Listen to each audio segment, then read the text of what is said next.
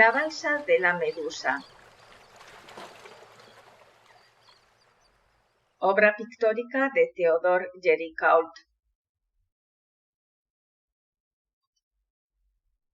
Uno de los 4 pilares gnósticos es el arte. Se puede definir al arte como una actividad superior que realiza el ser humano en cualquier área de su vida. Es una manifestación del espíritu. Hay arte en la música, en la literatura, en la pintura, en la arquitectura y también en la alquimia.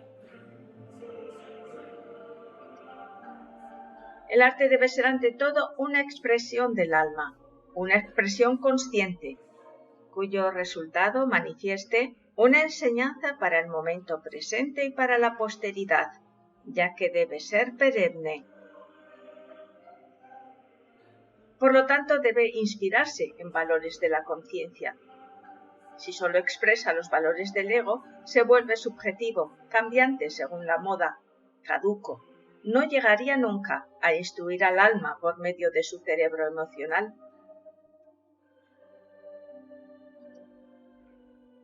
El arte siempre estuvo asociado a la ciencia, a la filosofía y a la mística, porque debe ser objetivo, debe expresar el talante regio de la naturaleza y de la creación misma.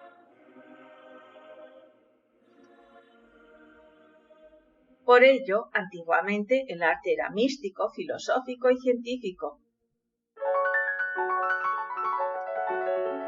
En los tiempos antiguos el arte nunca fue subjetivo, no se identificaba con el ego, sino con el ser.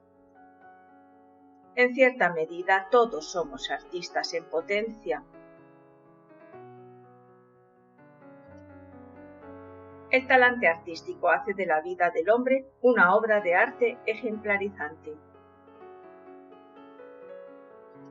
El arte transforma al artista, llenándolo de valores como la disciplina, el conocimiento y la destreza en la búsqueda por lo real.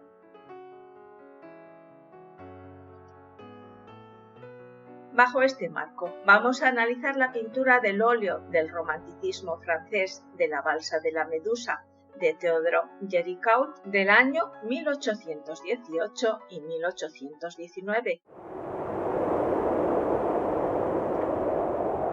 La fragata francesa La Medusa encalló en Mauritania, África, dejando a la deriva y sobre una precaria balsa a 147 personas de las 400 que contenía la embarcación.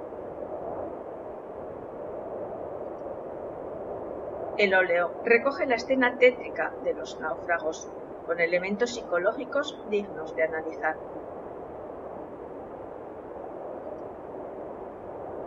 De esas 147 personas, solo 15 lograron sobrevivir. El 17 de julio de 1816, cuando se alejaba el barco de la marina francesa Artus, haciendo caso omiso de la llamada de auxilio de estos náufragos, el shock que se produjo en ellos se materializó en el cuadro de Géricault. En la historia de la humanidad hallamos lecciones profundas para aprender con la experiencia ajena. Ello nos invita a la reflexión sobre la identidad, el origen y el destino humano, tan vivamente expresado en los personajes de la balsa de la Medusa.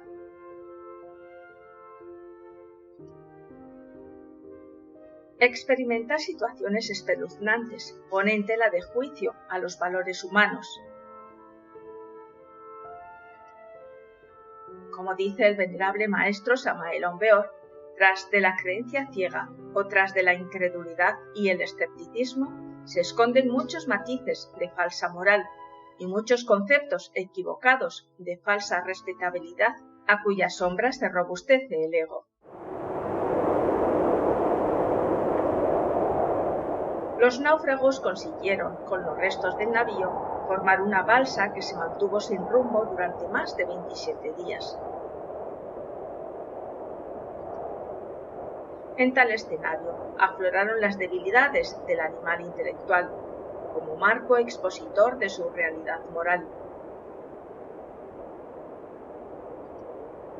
Los protagonistas fueron presas del hambre, de la sed, la insolación y las enfermedades.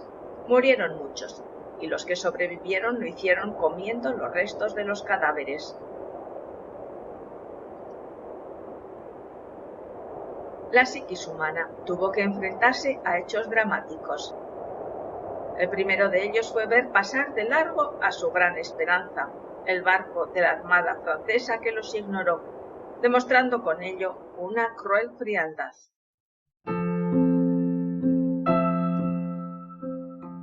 El mismo pintor Géricault tuvo problemas de censuras para exponer este cuadro.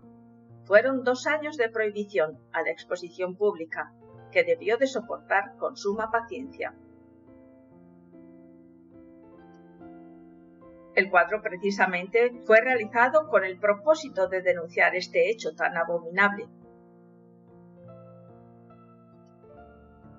Finalmente se ofreció al Salón Oficial francés, causando con su exhibición un tremendo escándalo social. La Balsa de la Medusa fue el cuadro insignia del movimiento romántico francés por su tono apasionado y tétrico.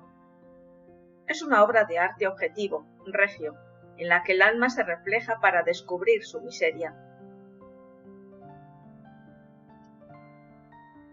El dramatismo de la pintura comienza con sus propias dimensiones.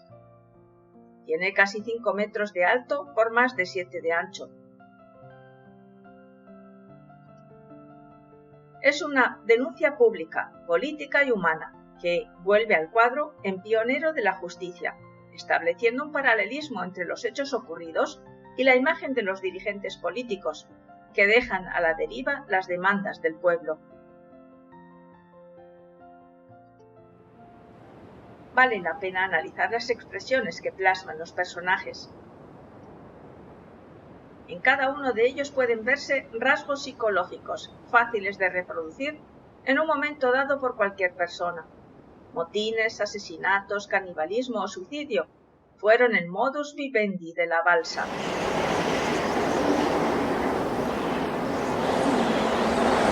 La bravura del mar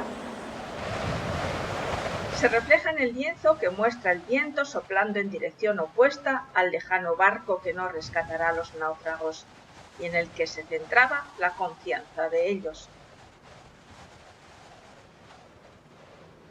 El esfuerzo casi instintivo de supervivencia, como un impulso o motivación que emerge desde el fuero interno, un instinto que modela la conducta innata y genética, que les hace responder ante el gran estímulo de la vida o de la muerte. La desesperación del anciano, dando la espalda al barco convencido de que nada merece la pena, se deja llevar por las emociones negativas, creando expectativas de muerte. Esa carga fatal, ausente de fe consciente, es la que nos hace dudar de lo que no vemos. Los experimentos actuales de la física cuántica demuestran que si enfocásemos nuestra atención, cambiaríamos la realidad misma, y sugieren que vivimos en un universo interactivo entre la conciencia y la materia. Existen situaciones de hecho que de verdad no pueden ser alteradas. En estos últimos casos debe aceptarse conscientemente, aunque algunas resulten muy peligrosas y hasta dolorosas. Esto equivale a colaborar con lo inevitable, en la mejor actitud posible. Los atisbos de esperanza del muchacho que no cesa en su intento de llamar la atención, so pena del cansancio, el dolor y el hambre, y su lucha tenaz, sin resignación posible, son dignas de admiración.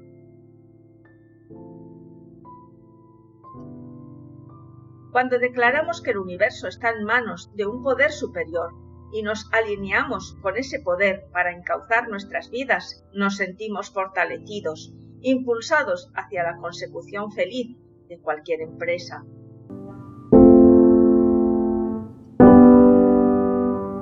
El entusiasmo desbordado de los hombres que agitan sus camisas al horizonte, con una expresiva exaltación de su ánimo, se apresuran a vislumbrar el fin de su aventura, aunque no haya constatación de los hechos. El mismo fervor interno alienta a los anhelos.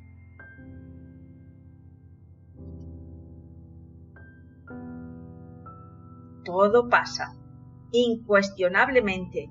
El dolor desaparece cuando no nos identificamos con el problema que se ha presentado.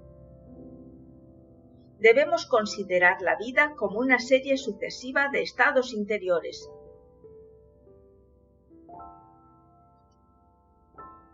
Contrariamente al alejamiento de la realidad presente y futura que sufre el anciano del primer plano dejándose llevar por la muerte. Este dramatismo es lo que convirtió a la pintura de Jerry Gault en romántica, distanciándola del movimiento neoclásico dominante en su tiempo.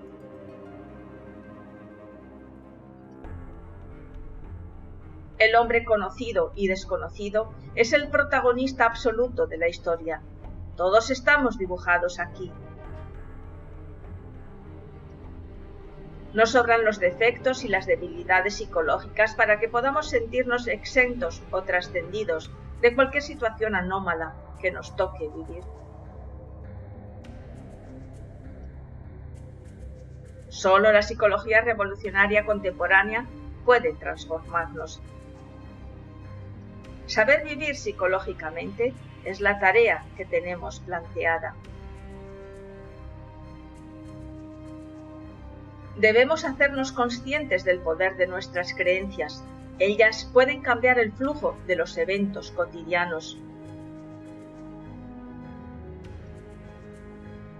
Jesús, el Cristo de Nazaret, dijo: «Os he dado el ejemplo para que así como yo he hecho con vosotros, vosotros también lo hagáis. Y aquel que perseverare hasta el fin, se le concederá la corona de la vida».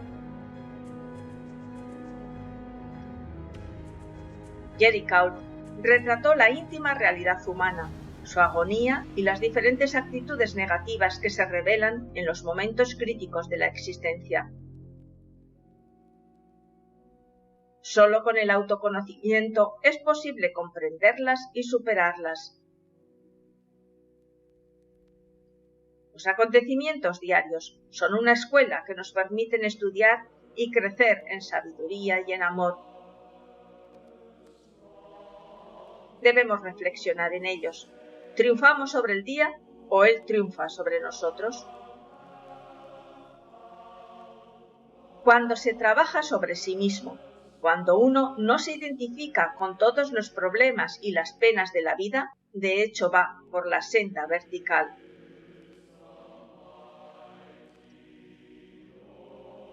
Gerd Braden dice: «Cuando nos duele el alma, nuestro dolor se transmite al cuerpo por medio de la cualidad espiritual de la fuerza de vida con que alimentamos a cada célula».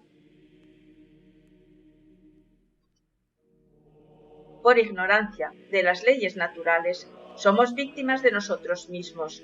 Nos rendimos a priori, permitiendo a la desidia acampar en nuestras conciencias, creyendo en las fatales elucubraciones mentales. La mente nada sabe, pero nos dejamos engañar por ella, hipnotizados.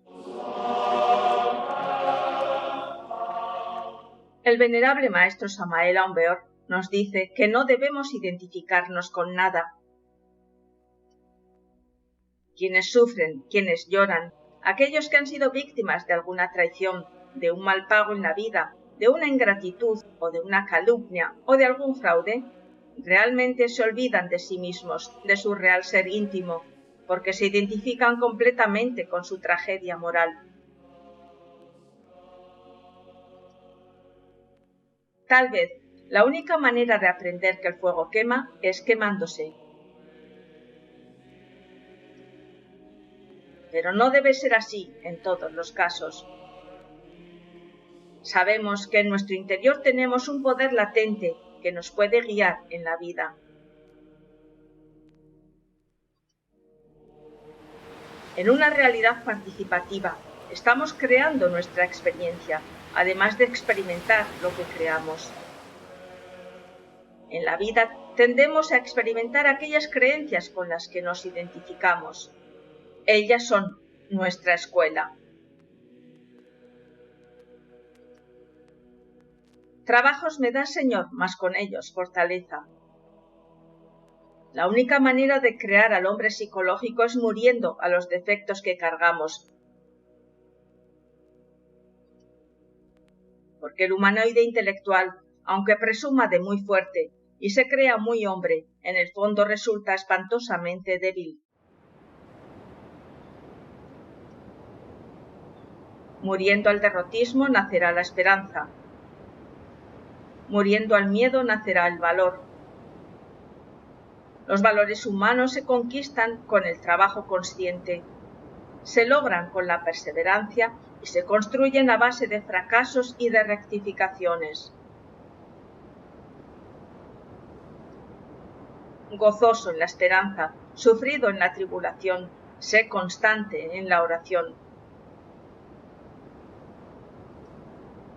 Ya que cuando uno cambia interiormente, y tal cambio es radical, lo exterior, las circunstancias, la vida en sí misma, cambian también.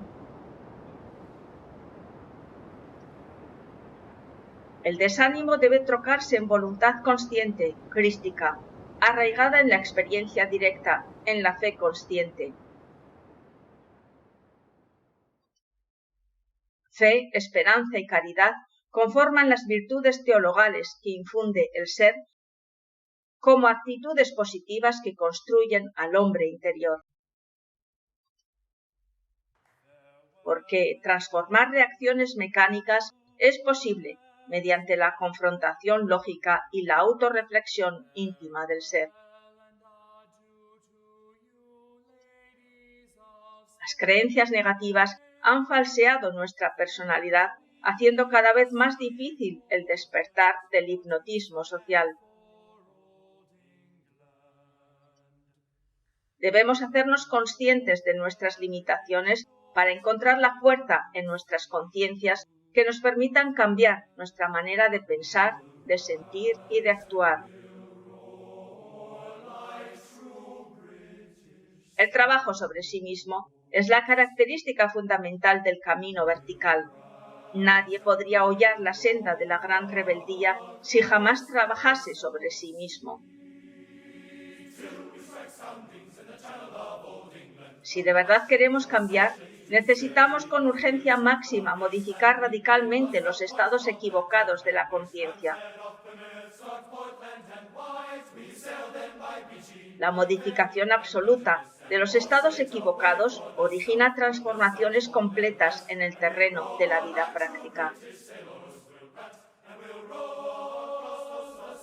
Cuando uno trabaja seriamente sobre los estados equivocados, los sucesos desagradables de la vida ya no pueden herirle.